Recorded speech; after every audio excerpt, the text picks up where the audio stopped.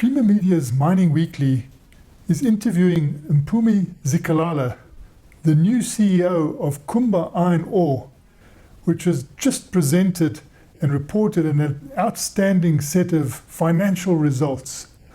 Mpumi, Kumba has what you call the ultra-high dense media separation technology, or UHDMS, that turns what used to be waste, what we used to regard as to waste, into a saleable product. Is this something that could be a game-changing value booster? Yeah, thank you so much for that question, Martin. Definitely. I indicated that it is a real game changer for us. And there's a couple of things that the UHDMS will help us with. So firstly, what would have been declared as waste will now be declared as our reserves going forward. So it's 150 million tons of waste that we will be able to produce 50 million tons of saleable ore from, which is wonderful. So if you think about it, it will reduce our strip ratio. And with that, it will also assist with the reduction of our unit cost. The other critical aspect to this is that it will also assist us with improving the quality of our product. So the UHDMS actually has a higher density cut point, which will assist us with producing more premium products. And that essentially will move us up from 18% to 50%. And through that, we'll actually be able to provide better quality product to our customers. So all in all, a real game changer. And we're excited about this project. That's fantastic news. And when will you actually see it happening? When does it come through? So we have essentially started mobilizing site from a UHDMS perspective. The final handover, because as you can imagine, we are integrating this to our current plant. The final handover will be in the first half of 2024. Post that, we will fully be in the space where we'll be producing via the UHDMS. So when you look overall at the full year 2023, that will have the full benefit of the UHDMS. And again, Martin, maybe I should include one more thing around the space. This is wonderful technology, and we'll continue looking at further opportunities going forward, simply because, it wouldn't make sense for us not to consider this going forward. And Kumba has spent 1.5 billion on exploration in the last 10 years. What has this brought? What are these high potential targets you referred to in your presentation? One of the projects that we are currently executing is the Kapstevel project. This is in Kolomela. And we gave an indication that our completion rate is currently sitting at around 35% for this project. And we do have a good set of people from a project perspective executing this project. The second one is we spoke about two other elements or areas that we are looking at, one being Ploegfontein. And from a Ploegfontein perspective, we are most probably sitting at a pre-feasibility study level for this area. Another one is Heuningkranz. Here, we are finalizing our work from a conceptual element. So if you think about it, these are areas that we started exploring and that we are bringing in. We continue exploring, and clearly, for us, we believe that the Northern Cape is a highly prospective region, and we will continue looking to find additional areas. So if they are there, we will find them, simply because, it's not just about historical expenditure. It is about us continuing with our exploration drive in the area. And you spoke of a mining joint venture with the local community. Could you expand on that? Yeah, no, Martin, again, another wonderful one. So normally, mining companies would talk about enterprise development and supplier development opportunities. The wonderful thing around the space is, firstly, last year, Kumba spent 4.1 billion rand, spending with businesses that sit within our communities. The one that you are referring to is another critical one for us. So we awarded a mining contract. This is core business, mining contract to a local joint venture. That's essentially 1.6 or a 1.6 billion rand contract. This is around our Kolomela mine, and that joint venture is made up of community members.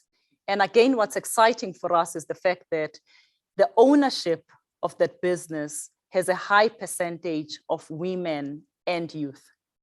So where this is critical for us is it's about assisting our local communities with regards to them growing their businesses and clearly providing us services. We will be providing technical support to this group. And in the future, we'd actually like to see them growing beyond our space and looking at other companies. And we will be working very closely with them to ensure that they are successful in the space. The Northern Cape is water stressed, we all know that. But you are doing something special there with water. 17 billions of litres that Kumba supplies to the local municipalities. That must be a help. Definitely.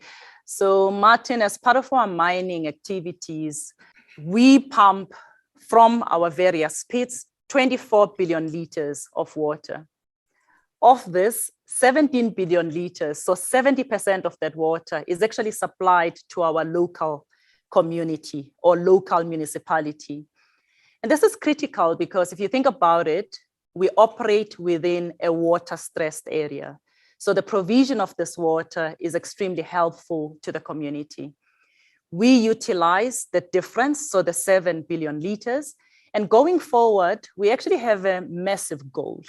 We want to reduce our own usage by 50% by 2030. And this again will add more value because it means that the water that we won't be using will actually be diverted towards our local communities. So we actually are very passionate about this area. And it's one of the elements that we focus on because we want to add value to our local communities. And where do you get that water from? And then do you sell it to the local authorities and then do they on-sell it, or how does it work? So if you think about it, as you mine deeper and you get access to groundwater. That's the water that we are talking about. We have to pump it out as part of our mining activities. We don't sell it to the municipalities. However, they then sell it clearly to the users. And if you think about that, it's actually very helpful to the local municipality in terms of what they get as their income. And clearly they can use that to further develop our communities, but we don't sell it.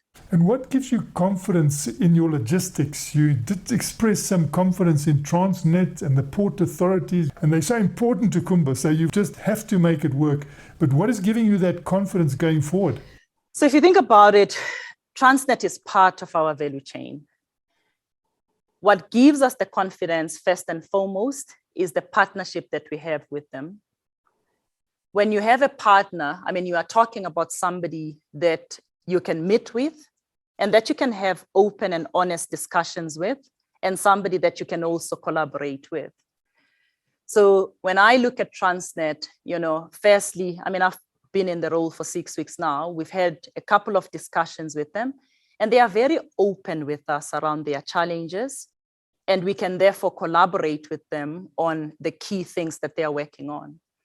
Another element is, if you think about it, we mentioned it as well, Transnet has been undergoing major shutdowns. It's a 3-year cycle, with the last year of that cycle being this year. Post doing this, because they will then be looking at just their normal shutdowns and not be doing the massive or the longer shutdowns, that will give us more time to actually run from a rail perspective. They've also been very open with us around things that we can do as well. And there are things that we can do.